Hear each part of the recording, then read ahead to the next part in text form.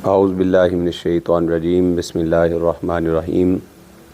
عزیز طلبہ کرام، آج کا ہمارا لیکچر پلر آف اسلام کے حوالہ سے ہے، یعنی اسلام کی بنیادیں۔ اس لیکچر میں سب سے پہلے ہم 5 ارکان اسلام کے بارے میں معلومات حاصل کریں گے، اور پھر کچھ آخر میں سوالات و جوابات کے انداز میں امتحانی پوائنٹ آف ویو سے کچھ چیزیں آپ کے سامنے رکھیں گے۔ بالترتیب ان کو نوٹ فرما لیں تاکہ آپ کے امتحانات میں تیاری جو ہے وہ آسان ہو سکے۔ 5 ارکان اسلام مسلمان کی زندگی کے تمام زاویوں کو مکمل کرتے ہیں۔ 5 ارکان اسلام وہ یہ ہیں: سب سے پہلا ایمان۔ مسلمان ہونے کے لیے یہ ضروری ہے کہ دل سے تصدیق کرنے کے ساتھ ساتھ زبان سے بھی ان الفاظ کا اقرار کرے کہ اللہ تعالیٰ کے سوا کوئی عبادت کے لائق نہیں، اور حضرت محمد صلی اللہ علیہ وسلم اللہ کے رسول ہیں۔ یعنی یہ کلمہ طیبہ کا ترجمہ ہے، اور یہی کلمہ ہی ایمان ہے، اور یہ پہلا رکن بھی ہے۔ یہ تصدیق اس بات کی شہادت دیتی ہے کہ اللہ موجود ہے، اس کے جیسا کوئی نہیں، اور کوئی بھی اس کا ہمسر نہیں، وہ سب سے بڑا ہے، سوائے اس کے کوئی بھی عبادت کا حقدار نہیں ہے۔ اور یہ اس بات کی بھی گواہی ہے کہ سب موجود چیزوں کا خالق و مالک اللہ تعالیٰ ہے۔ اور حضرت محمد صلی اللہ علیہ وسلم پر ایمان لانے کا مطلب یہ ہے کہ وہ انبیاء میں سے ہیں اور اللہ تعالیٰ کے سب سے آخری رسول ہیں۔ انہوں نے اللہ تعالیٰ کا پیغام انسانوں تک بڑے احسن انداز میں پہنچا دیا۔ قرآن پاک نبی کریم صلی اللہ علیہ وسلم کے آخری نبی ہونے کی گواہی اس طرح دیتا ہے: ما کان محمد ابا احد من رجالکم ولکن رسول اللہ وخاتم النبیین وکان اللہ بکل شیء علیما۔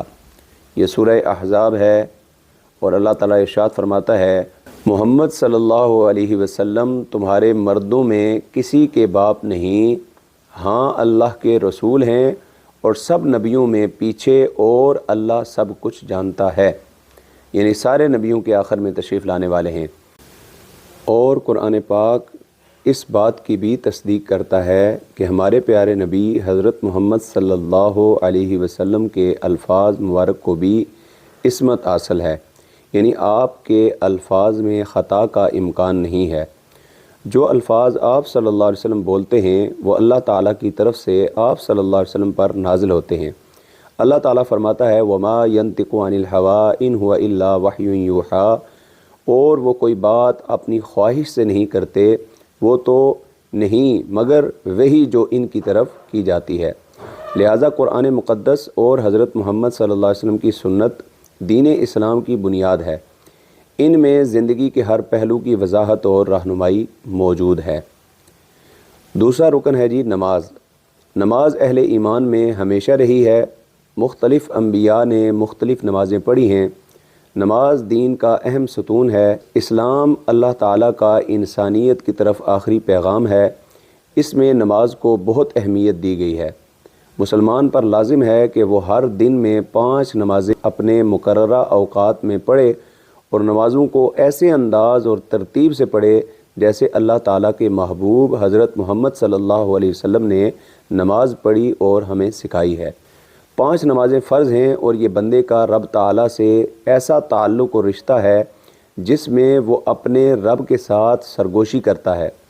اسلام صرف اس بات کی دعوت نہیں دیتا کہ مسلمان صرف یہ عمل کر لیں، بلکہ اسلام یہ چاہتا ہے کہ مسلمان نماز کے ذریعے سے اپنی روح کو پاک کریں، اور اللہ تعالیٰ قرآن کریم میں نماز کے بارے میں ارشاد فرماتا ہے: اتل ما اوحی الیک من الکتاب واقم الصلاۃ ان الصلاۃ تنہی عن الفحشاء والمنکر ولذکر اللہ اکبر واللہ یعلم ما تصنعون۔ سورہ عنکبوت میں، جس کا ترجمہ ہے کہ اے محبوب پڑھو جو کتاب تمہاری طرف وحی کی گئی، اور نماز قائم فرماؤ، بے شک نماز منع کرتی ہے بے حیائی اور بری بات سے، اور بے شک اللہ کا ذکر سب سے بڑا، اور اللہ جانتا ہے جو تم کرتے ہو۔ تو اس لیے نماز کی اہمیت بھی اس آیہ مبارکہ سے ثابت ہوتی ہے۔ تیسرا رکن ہے زکوٰۃ۔ زکوٰۃ کا معنی پاک کرنا یا زیادتی، چونکہ زکوٰۃ دینے سے مال پاک بھی ہوتا ہے اور بڑھتا بھی ہے، اس لیے اس کو زکوٰۃ کہتے ہیں۔ اور یہ اسلام کا بڑا اہم فلسفہ ہے کہ ساری چیزیں اللہ تعالیٰ کی ملکیت میں ہیں، اللہ تعالیٰ ہی ہر شے کا مالک ہے، اور مسلمانوں پر یہ لازم کیا گیا ہے کہ وہ رزق حلال کمائیں اور اس کمائے ہوئے رزق حلال سے اللہ تعالیٰ کے راستے میں خرچ کریں، اور ایسے خرچ کریں جیسے اللہ تعالیٰ اور اس کے حبیب صلی اللہ علیہ وسلم نے خرچ کرنے کی تعلیم دی ہے۔ زکوٰۃ اللہ تعالیٰ کا دیا ہوا ایک بہترین نظام ہے، یہ خیرات بھی نہیں ہے اور ٹیکس بھی نہیں ہے، مگر ہر مسلمان کے لیے شرعی فرض ہے۔ جس کو اللہ تعالیٰ نے اتنی دولت دی ہے جو اس کی ضرورتوں سے زیادہ ہو اور نصاب کو پہنچتی ہو، لہذا ٹیکس اور زکوٰۃ میں یہ بڑا واضح فرق ہے کہ مسلمان اپنی خواہش سے اور اپنی مرضی سے زکوٰۃ ادا کرتا ہے اور اس کا حساب لگاتا ہے۔ اپنی مرضی سے حصول ثواب کے لیے خود مسلمان ہی زکوٰۃ کے معاملے کو دیکھتے ہیں، ان پر کوئی زبردستی نہیں کی جاتی، جبکہ ٹیکس کا معاملہ اس کے برعکس ہوتا ہے۔ زکوٰۃ مسلمانوں کو لالچ سے پاک کر دیتی ہے اور خود غرضی سے بھی جان چھوٹ جاتی ہے، نیز مال و دولت اور دنیا کی محبت بھی اس کے دل سے نکل جاتی ہے۔ زکوٰۃ ایک ایسا نظام ہے جس کے ذریعے مساکین و فقراء اور غریب و نادار کی ضرورتوں کو بڑے احسن انداز سے پورا کیا جاتا ہے، اور چند مالدار لوگوں پر اس کا زیادہ دباؤ بھی نہیں پڑتا، جس کی وجہ سے ان کے لیے کوئی مشکل پیدا نہیں ہوتی، کیونکہ زکوٰۃ مسلمانوں کی بہت بڑی تعداد دے رہی ہوتی ہے۔ اگر زکوٰۃ کے نظام پر پورا عمل کیا جائے تو دنیا بھر کے غریب، فقیر اور مسکین مسلمانوں کی ضرورتیں بآسانی پوری ہو سکتی ہیں۔ چوتھا رکن ہے دین اسلام کا روزہ۔ اللہ تعالیٰ نے مسلمانوں پر روزے فرض کر دیے جیسا کہ اس نے سابقہ امتوں پر فرض کیے۔ اللہ تعالیٰ ارشاد فرماتا ہے، یا ایہا الذین آمنوا کتب علیکم الصیام کما کتب علی الذین من قبلکم لعلکم تتقون۔ اے ایمان والو، تم پر روزے فرض کیے گئے جیسا اگلوں پر فرض ہوئے تھے، کہیں تمہیں پرہیزگاری ملے۔ اسلام میں روزہ رکھنے کا مطلب یہ ہے کہ انسان روزے کے اوقات میں نہ کھائے، نہ پیے اور نہ جمع کرے، اور باقی ممنوع چیزوں سے بھی اپنے آپ کو بچائے، مثلا سگریٹ، پان، گٹکا وغیرہ۔ روزے صرف دن کے وقت رکھے جاتے ہیں اور صرف رمضان المبارک کے مہینے میں ان کا رکھنا فرض ہے، اور جب کوئی اللہ تعالیٰ کی رضا کے لیے اور اس کا حکم مانتے ہوئے روزہ رکھتا ہے تو اس اہل ایمان کو صبر جیسی دولت نصیب ہوتی ہے، اور اپنے نفس پر کنٹرول بھی حاصل ہوتا ہے، اور پھر اس کے ساتھ ساتھ مسلمانوں کو روزہ یہ بھی یاد دلاتا ہے کہ تمہارے اور بھی مسلمان بھائی اس دنیا میں ہیں جو بھوکے پیاسے ہیں، جن کو کھانا چاہیے، جن کو پینے کے لیے صاف پانی کی ضرورت ہے۔ اس طرح مسلمانوں کے اندر دیگر مسلمانوں کے ساتھ خیر خواہی کا جذبہ پیدا ہوتا ہے۔ رمضان المبارک کے مہینے میں اچھے اخلاق اور نیکیوں کی طرف رجحان بھی بڑھ جاتا ہے۔ 20 رکعت تراویح بھی مسلمان پڑھتے ہیں۔ روزہ زندگی کے سکھ سے منہ موڑنے کا نام نہیں ہے، بلکہ اس کے ذریعے مسلمانوں کو مزید قوت و توانائی ملتی ہے، اور روزہ رکھنے کی وجہ سے بہت سی اچھی صفات کی تربیت بھی مل جاتی ہے، نیز روزمرہ کے کام بھی آسان ہو جاتے ہیں۔ 5واں رکن ہے حج۔ حج ہر سال مکہ مکرمہ میں ادا کیا جاتا ہے۔ جن مسلمانوں میں شرعی شرائط کے مطابق حج پر جانے کی قابلیت ہے، صرف انہی پر زندگی میں ایک بار حج فرض ہے۔ اللہ رب العالمین قرآن مجید میں فرماتا ہے، فیہ آیات بینات مقام ابراہیم ومن دخلہ کان آمنا وَلِلَّهِ عَلَى النَّاسِ حِجُّ الْبَيْتِ مَنِ اسْتَطَاعَ إِلَيْهِ سَبِيلًا وَمَنْ كَفَرَ فَإِنَّ اللَّهَ غَنِيٌّ عَنِ الْعَالَمِينَ۔ سورہ آل عمران۔ ترجمہ: اس میں کھلی نشانیاں ہیں ابراہیم کے کھڑے ہونے کی جگہ، اور جو اس میں آئے امان میں ہوا، اور اللہ کے لیے لوگوں پر اس گھر کا حج فرض ہے جو اس تک چل سکے، اور جو منکر ہو اللہ تعالیٰ سارے جہان سے بے پرواہ ہے۔ دنیا بھر سے لاکھوں مسلمان ہر سال مکہ شریف میں حاضر ہوتے ہیں اور حج ادا کرتے ہیں۔ حج دنیا کے مختلف علاقوں میں رہنے والے مسلمانوں کو یہ موقع عطا کرتا ہے کہ وہ ایک جگہ جمع ہو کر اپنے حالات کا ایک دوسرے سے تبادلہ کریں، اللہ تعالیٰ کے مہمان بن کر اپنی سلامتی قوت کا اظہار کریں، اور حج اللہ تعالیٰ پر ایمان اور اس کے کامل اطاعت کا زبردست اظہار ہے۔ مناسک حج جو ادا کیے جاتے ہیں یہ اللہ تعالیٰ کی غیر مشروط اطاعت کی نشانی ہے۔ حاجی اس کے علاوہ کچھ نہیں چاہ رہا ہوتا کہ اس کی یہ محنت اللہ تعالیٰ قبول فرما کر اس کے سارے گناہ معاف کر دے۔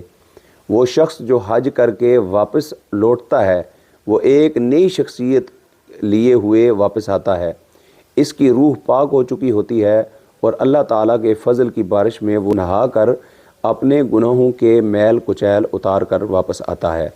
اب اسلام کے انہی بنیادی ارکان کے حوالہ سے جو سوالات و جوابات کے انداز میں کچھ چیزیں آپ کے سامنے رکھی جائیں گی، یہ بھی لازمی نوٹ فرما لیں۔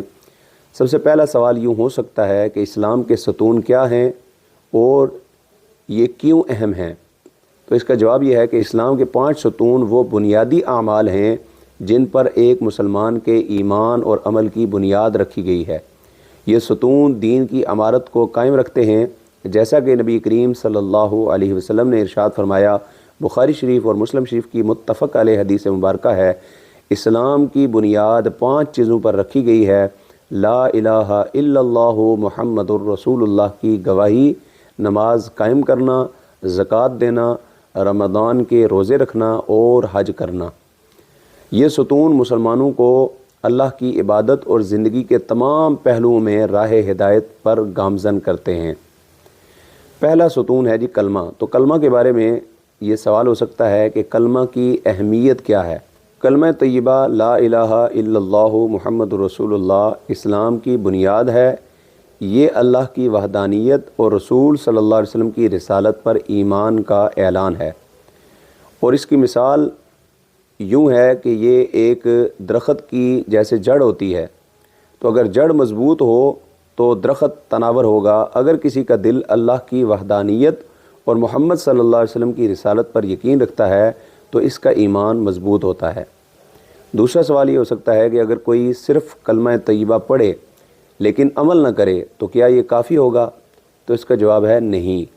عمل کے بغیر ایمان مکمل نہیں ہوتا۔ ایمان اور عمل ایک دوسرے کے لیے لازم و ملزوم ہیں، یعنی نہایت ضروری ہیں۔ پھر نماز کے بارے میں یہ سوال ہو سکتا ہے کہ نماز کی کیا اہمیت ہے؟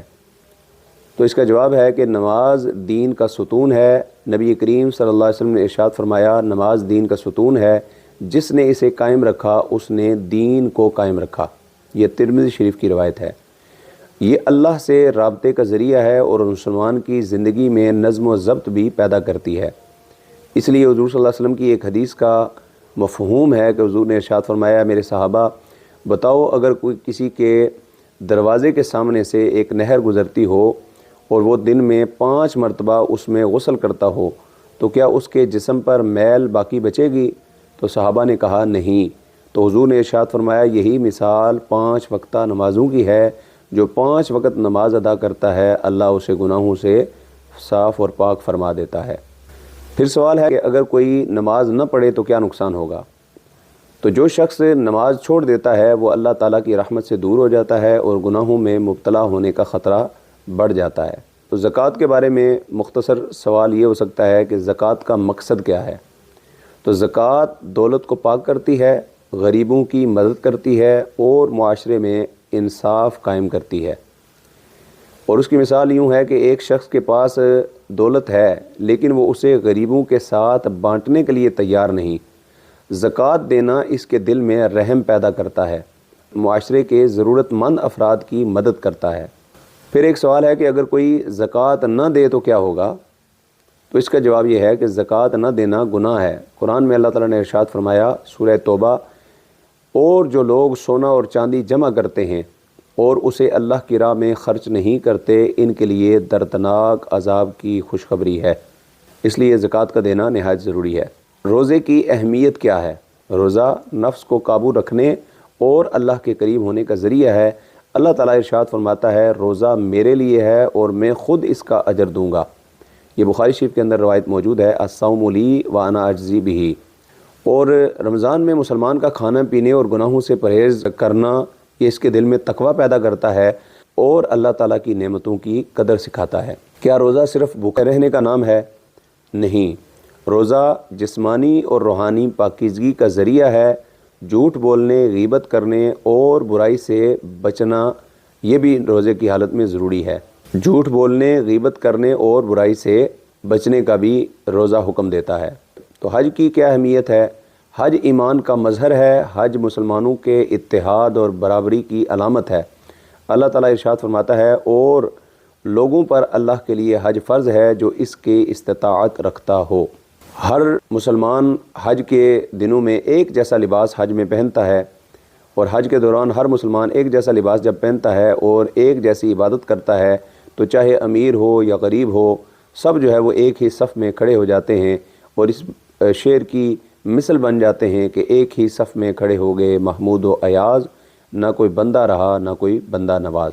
پھر سوال ہو سکتا ہے کہ کیا ہر مسلمان پر حج فرض ہے؟ تو اس کا جواب ہے کہ حج تمام مسلمانوں پر فرض نہیں، بلکہ ان پر فرض ہے جو مالی اور جسمانی طور پر اس کی استطاعت رکھتے ہوں۔ اس کے علاوہ کچھ سوالات آپ کے سامنے آ سکتے ہیں۔ اسلام کے ستونوں میں سے کون سا عمل آپ کو سب سے زیادہ پسند ہے اور کیوں ہے؟ اس پر بھی ایک نوٹ آپ سے پوچھا جا سکتا ہے۔ اور زکوٰۃ دینے سے معاشرے پر کیا مثبت اثرات پڑتے ہیں، اس کی اہمیت پر بھی آپ نے نوٹ لکھنا ہوگا۔ نماز کا ہمارے روزمرہ کے معاملات پر کیا اثر ہوتا ہے، اس پر بھی کچھ آپ نے نوٹ ضرور لکھنا ہوگا۔